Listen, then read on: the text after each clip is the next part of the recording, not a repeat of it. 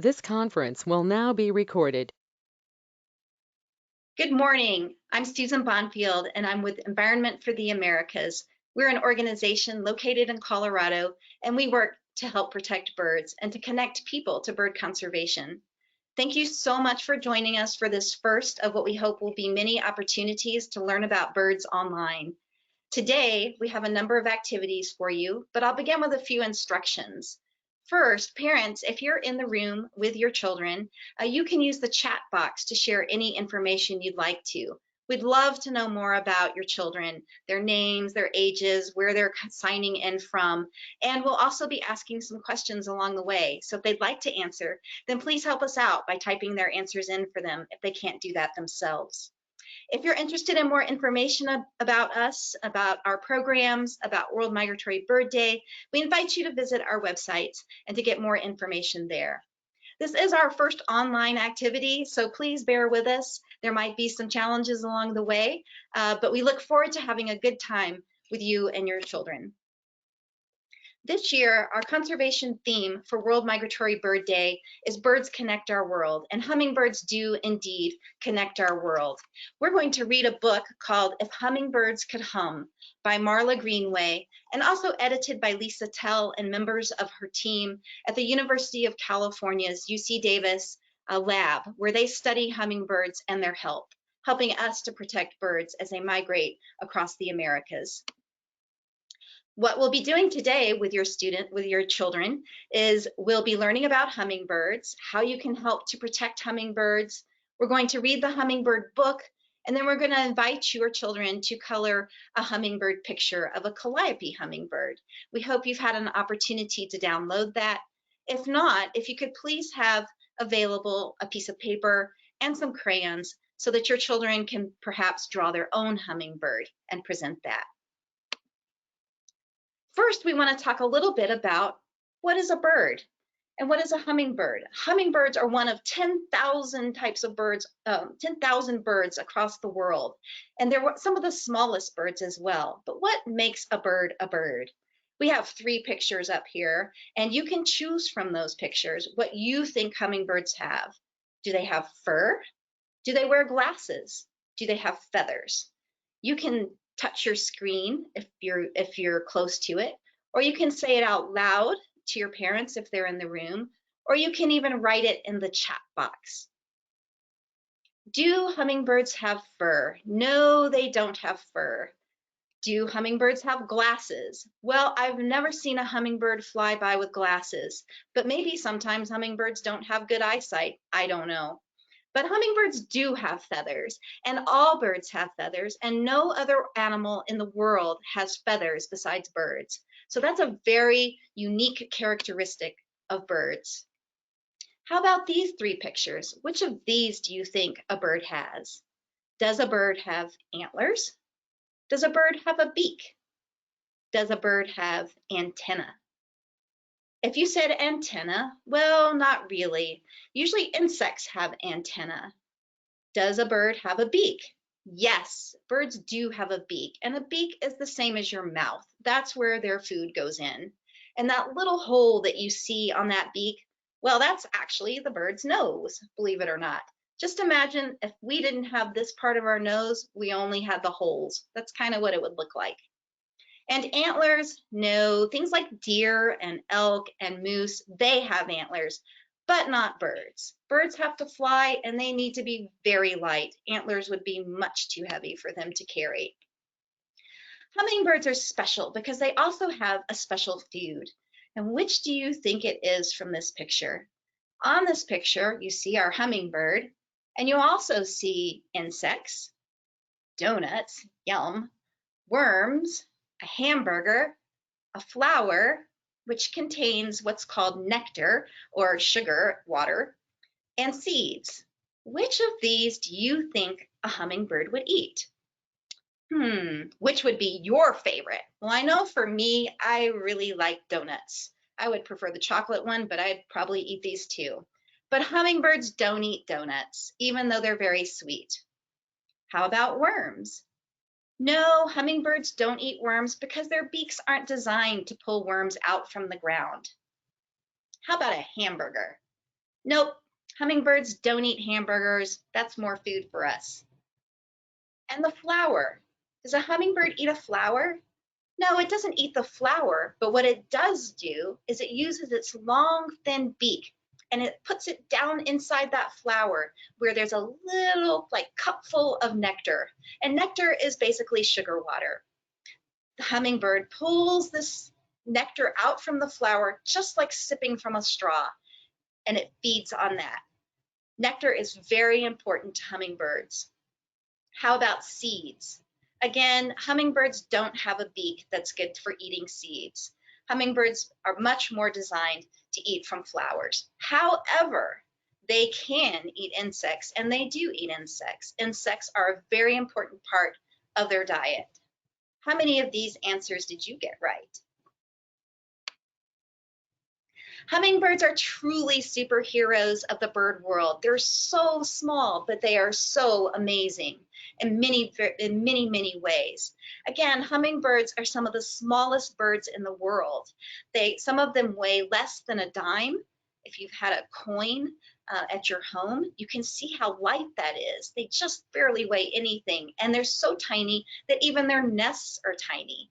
This little nest, usually they're made of things like spider webs and lichens, and they lay their eggs in these nests, and then even a parent will sit on the nest, keeping the eggs warm until they hatch. This hummingbird is just about to go for that nectar deep inside this flower. So they're especially adapted for taking the nectar from the flower, but how do they stay in the air? Well, they have the fastest wing beat of any bird, and that helps them to hover just like a helicopter. How fast can you flap your wings? I want you to take a break. If you're sitting down watching this activity, I want you to stand up, okay? Everybody's standing up. I'm going to do it sitting down, because if I stand up, you're only going to see my legs. I want you to raise your wings, which are your arms, and I want you to flap as fast as you can while I count to 15. And I want you to count. How many times can you flap in the time it takes me to count to 15? Are you ready? Okay, let's go. Ready, set, flap.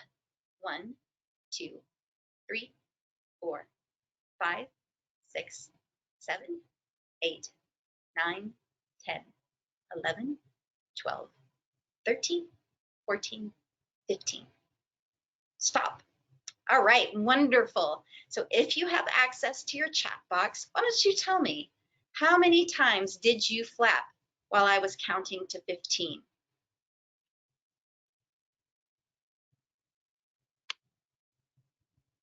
Hummingbirds also have the most feathers, even though they're very tiny, and they have a great memory. How good is your memory? Do you remember what you ate yesterday? Think about that. I remember a little bit about what I ate yesterday. I had some potatoes. I knew that I had that last night for dinner. I also had a banana. What did you eat? A hummingbird has an amazing memory. Even though it feeds on a lot of flowers in a single day, it can remember which flower it fed on. The reason why it needs to remember that is it doesn't want to waste its time going back to a flower that no longer has any nectar or sugar water inside of it. It wants to find food, not an empty plate. So now we're ready to read our book, If Hummingbirds Could Hum. So sit back, relax, while I pull up our book.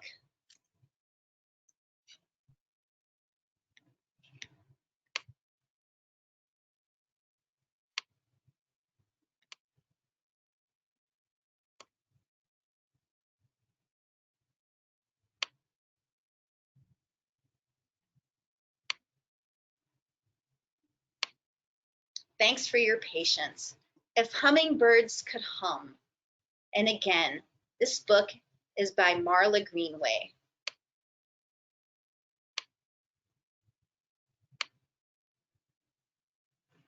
Hummingbirds don't hum a tune. Instead, they sing a song.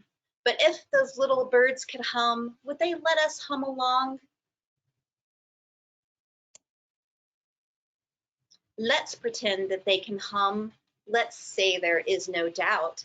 So if they hummed from dawn to dusk, what would they hum about?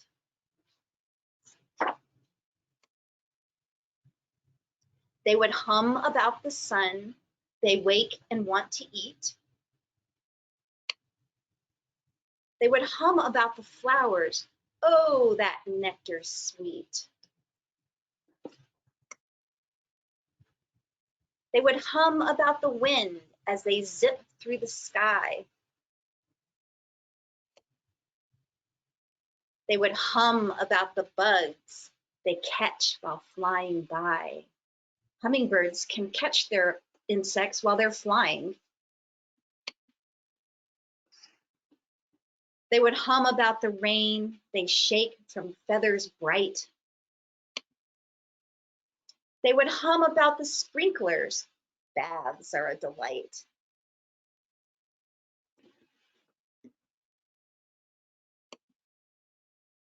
They would hum of pollinating all their favorite flowers. What does pollinating mean? If you look closely at this hummingbird, you can look on its bill and see that there's yellow there. And the yellow on that bill is what's called pollen. When the birds put their beaks into the flowers, they come out with the pollen, which is something that we need to make more flowers. And so when the bird goes from flower to flower to flower, it shares this pollen, creating more flowers.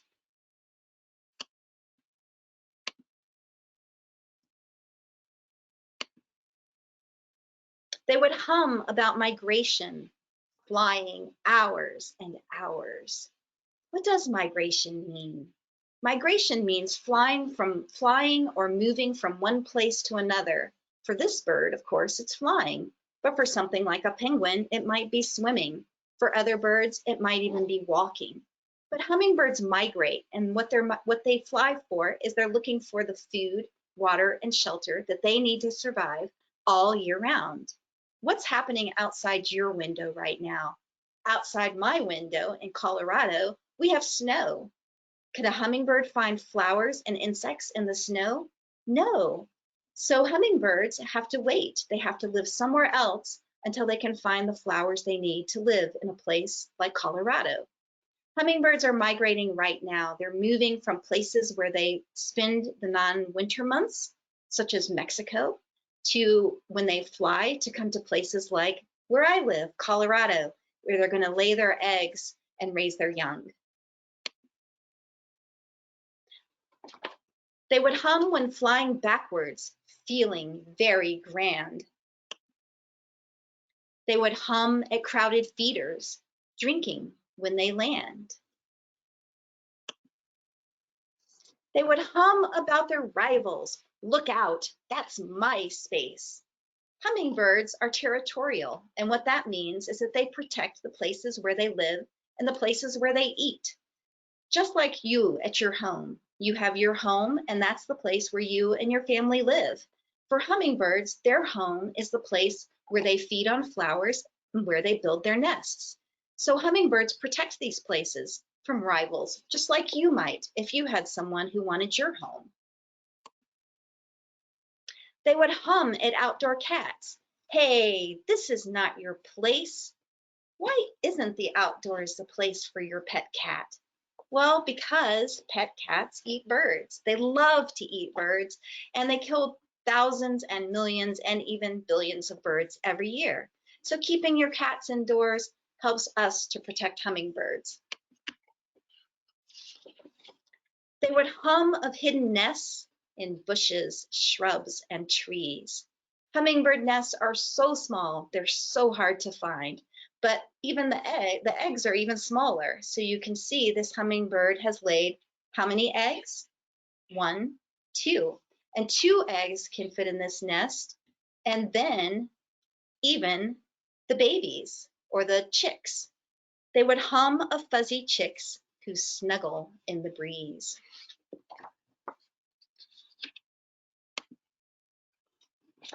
They would hum when evening comes, the sun would slip away. They would hum and fall asleep to hum another day. Thank you so much for listening to that story. And now what we're going to do is talk a little bit about some of the ways that we can help hummingbirds. If you'll wait just a moment while I pull up my next picture for you. We already talked a little bit about some of the ways that we can help hummingbirds, and we're going to talk a little bit more about that.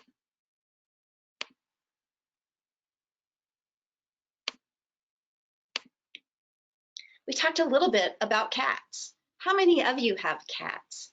You can kind of raise your hand. Actually, if you go to your name, you can click on your hand and you can raise it. You can also put it in your chat box.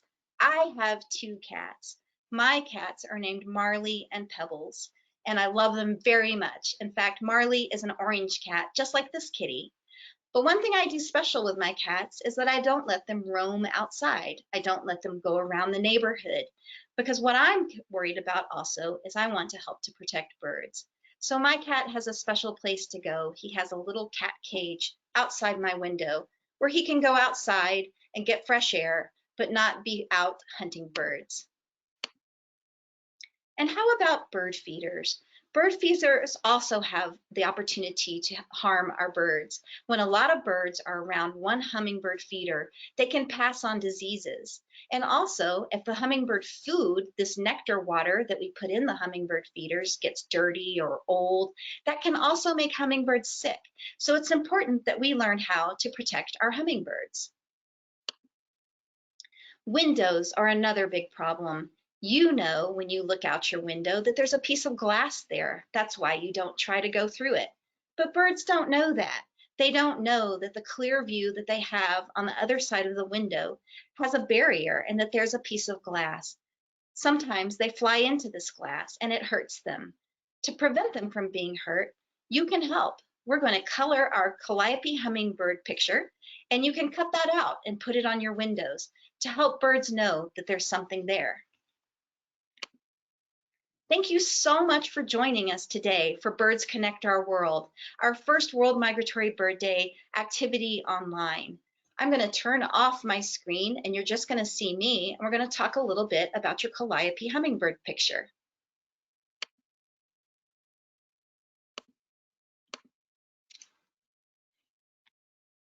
So now, hopefully you had the opportunity to print out your calliope hummingbird picture. I have one right here. The calliope hummingbird is a special bird. It's our smallest hummingbird in the United States and Canada. It's about the size, if you're from Mexico, of the bumblebee hummingbird. You can color this calliope hummingbird picture, and then, like we said, you can cut it out. So while you're coloring, I'm going to show you a few other things. Hopefully you have your crayons and you can begin. The calliope hummingbird actually looks a lot like this hummingbird, and it has, for the boys or the males, they have red on their throats, and the girls or the females usually don't. They're usually just sort of greenish. I want to talk to you about your hummingbird feeders, because this is a wonderful way that people like to learn about hummingbirds. But it's very important, again, that your hummingbird feeder is clean. So when you take your hummingbird feeder, and we're going to send you all a recipe for hummingbird nectar, and you can make that. When you fill your hummingbird feeder, or before you fill it up, you need to make sure to wash it out and make sure that it's very clean. Not just this part, but also this part, where the hummingbirds think they're going to feed on flowers. So clean out your hummingbird feeder and fill it with your solution of water and sugar. You can use a cup of sugar with 4 cups of water, and that'll make a nice hummingbird solution for your hummingbirds. And then you put your lid back up on and hang it in your yard. But you want to check your hummingbird feeder regularly. If it's hot outside, then that water is going to get dirty and hot. It might even get moldy, and that mold makes hummingbirds very sick. Do you want to learn more about hummingbirds and where they go? You can go to our other website, westernhummingbird.org, or you can visit Journey North, where you can learn more about hummingbirds and how they migrate and where they migrate. If you go to Journey North, you can also submit your own sightings of hummingbirds. So when they come to your yard, you can put your point on the map and they'll know. I want to thank you again for joining us today for Birds Connect Our World. We hope you'll join us again. Parents, if you're watching, please send us suggestions for other topics you'd like for us to share. You can visit our websites at environmentamericas.org or migratorybirdday.org, or you can write us at info@environmentamericas.org. Thanks and have a great day.